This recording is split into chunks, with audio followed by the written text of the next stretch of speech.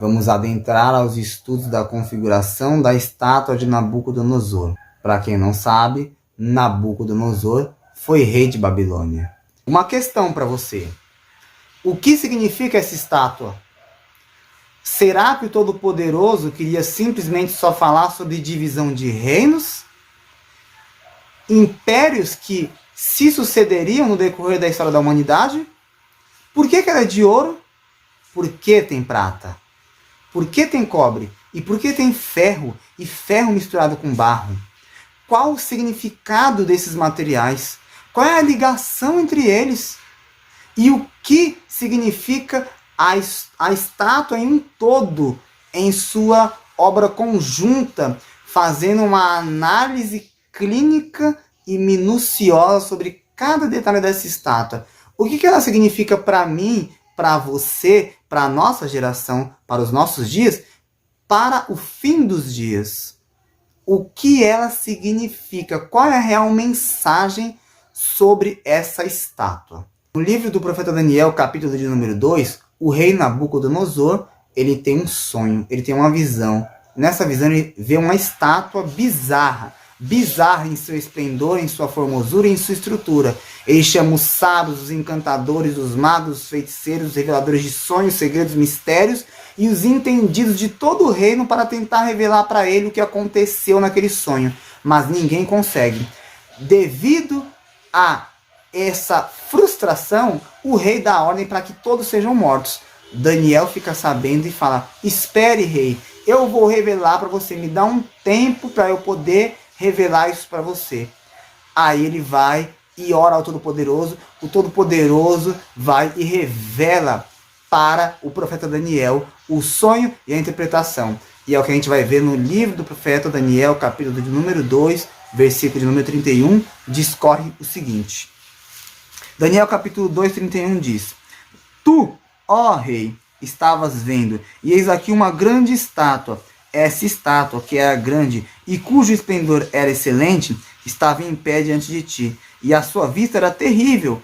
A cabeça daquela estátua era de ouro fino, e o seu peito e os seus braços de prata, o seu ventre e as suas coxas de cobre, as pernas de ferro, os seus pés em parte de ferro e em parte de barro. Estavas vendo isso, quando uma pedra foi cortada sem mão, a qual feriu a estátua nos pés de ferro e de barro, e os esmiuçou. Então foi juntamente esmiuçado o ferro, o barro, o cobre, a prata e o ouro, os quais se fizeram como a pragana das eiras no estio.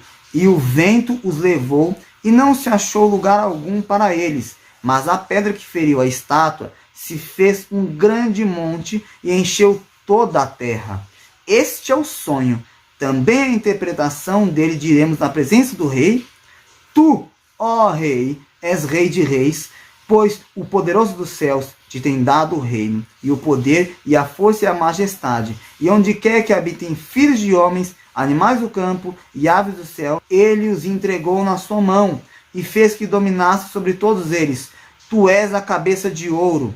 E depois de ti se levantará outro reino, inferior ao teu, e um terceiro reino de metal, o qual terá domínio sobre toda a terra. E o quarto reino será forte como ferro, pois como o ferro esmiuça e quebra tudo, como o ferro quebra todas as coisas, ele esmiuçará e quebrantará.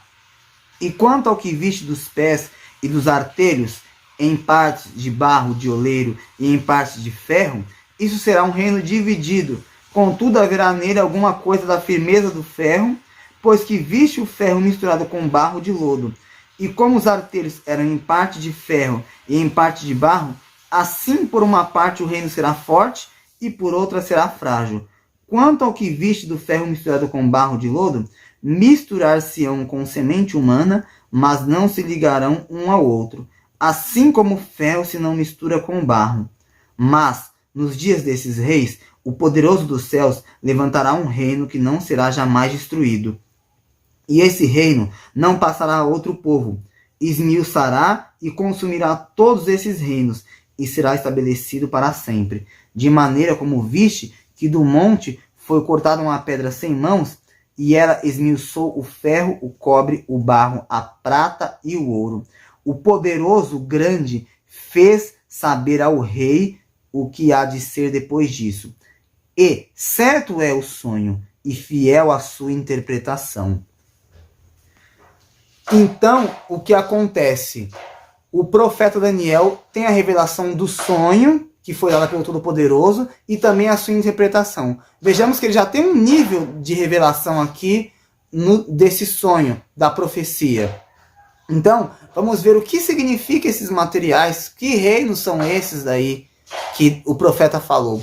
Sabemos que ele já começa falando do ouro ali, que o ouro é a própria Babilônia. O Império de Babilônia, para quem não sabe, ele passou por duas fases. A primeira fase foi de 1792 a 1750. Não é essa fase que o profeta está falando, ali na parte do ouro. Está falando da segunda fase. A segunda fase, que foi de 626 a 539, quando Nabopolassar, pai de Nabucodonosor, governa. Ele começa a ter muitas vitórias, muitas conquistas, mas uma hora ele vai falecer.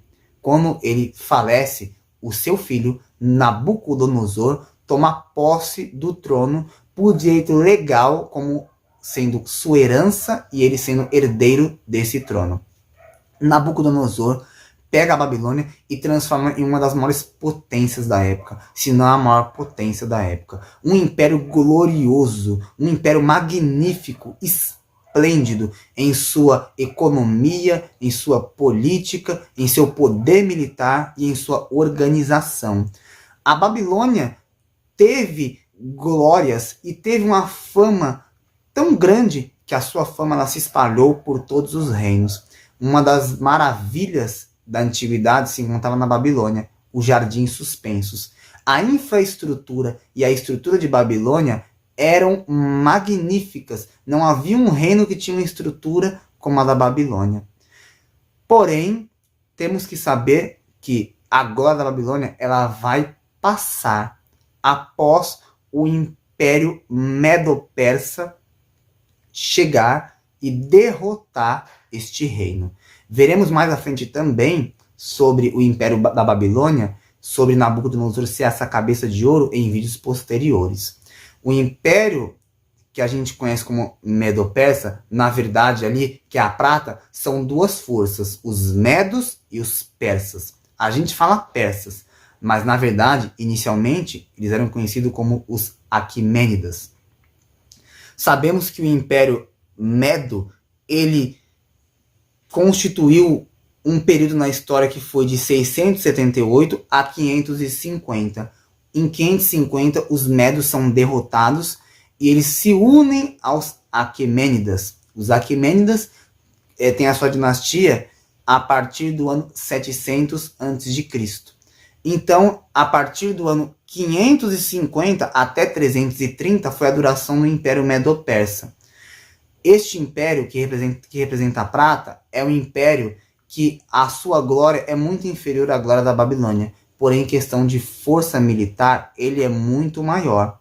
Veremos depois sobre a prata significar esse Império Medo-Persa.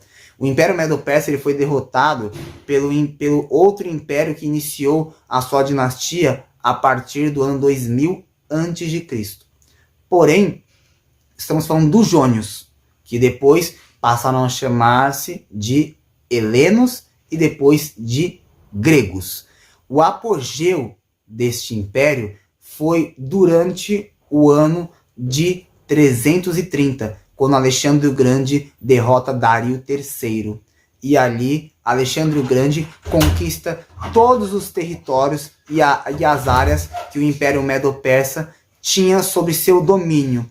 O Império de Alexandre o Grande, ele era da Macedônia do Norte, da Macedônia, e ele se estendeu para o Egito e para a Índia. Então, o Império de Alexandre o Grande, ele foi um império que dominou sobre muitas áreas, sobre muitos territórios. Este império, é dito que ele dominou toda a terra. Por quê? Porque ele ultrajou o Império Medo-Persa. E nenhum outro império foi tão forte quanto o dele nesta época. Então, Por isso que diz que ele dominou toda a Terra. Mas ele não dominou toda a Terra em si, em todos os mapas, 100%. Este império de bronze, que representa o ventre e as coxas, ele foi vencido pelo próximo império, que é o Império Romano, que representa as pernas de ferro da estátua. É interessante analisar que as coxas eram de bronze. Então, você vê que as coxas fazem parte das pernas. Isso já nos dá uma conotação de greco-romano, porque houve um período em que a Grécia foi chamada de Grécia Romana, ou Império Greco-Romano. Depois, Roma dominou com totalidade e absoluta força este império e subtraiu ele. O Império Grego ele durou de 2000 antes de Cristo, que era o Jônios, né, até o ano 168 antes de Cristo, quando Roma derrotou este império. Então, Roma ela surgiu a partir do século 8 a.C., aproximadamente 753 a.C. Então, o que vai acontecer? 753 a.C. até 509, Roma era monarquia absoluta. Depois de 509 a 27 a.C., Roma foi república. Porém, tornou-se império de 27 a.C. até 395 depois de Cristo, aproximadamente. É evidente, é de salientar que Roma ela passou por uma divisão, Roma Oriental e Roma Ocidental. O Todo-Poderoso nos mostra isso retratado na estátua, as duas pernas de ferro. Uma perna representa o Ocidente e a outra o Oriente. Roma era constituído por aproximadamente 46 países. Então, você vai ver que há algo muito notório nos pés da estátua por causa desses países. Então, sabendo que Roma foi dividida e ela representa o ferro, o ferro quebra tudo, esmiuça tudo. Roma devastou tudo. Estima-se que de 70% do mundo conhecido foi o domínio de Roma. Roma não dominou tudo, Todo-Poderoso não permitiu que os reinos dominassem todo mundo 100%. Não permitiu. Quando se fala desse domínio sobre todo mundo, significa que nenhuma força se sobrepõe. Nenhuma força pode competir com um império vigente.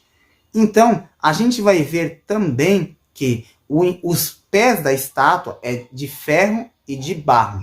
Após a queda do Império Romano, houve uma coalizão entre povos, formando cada qual os seus estados. E a gente hoje conhece como países, nações. Os dedos da estátua também eram de ferro e de barro. Esses dedos, que em cada pé tem 5 dedos, significa 5 mais 5, 10, significa totalidade.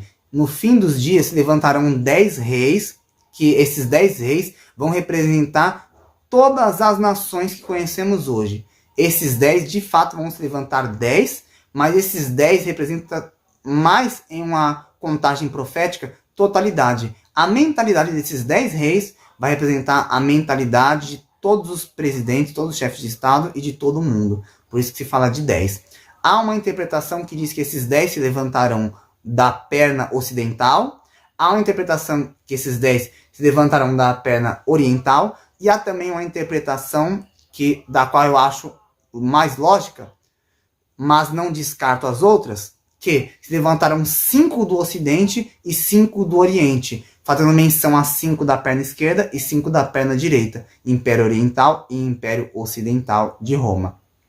Então, o que vai acontecer? Esses 10 reis, eles vão ter domínio e vão entregar o seu domínio para o líder mundial, para o líder global. Então, esses materiais contidos nessa representação desses reinos, significa todas essas coisas. E em sua forma conjunta, em sua análise, todos os materiais unidos, eles representam um sistema de governo político, econômico, socio-militar. Ou seja, é um sistema totalitário, ditatorial, unido, que vai se levantar no final dos tempos, que será representado por esses 10 reis que entregarão o poder para o líder mundial, que a gente conhece como anticristo.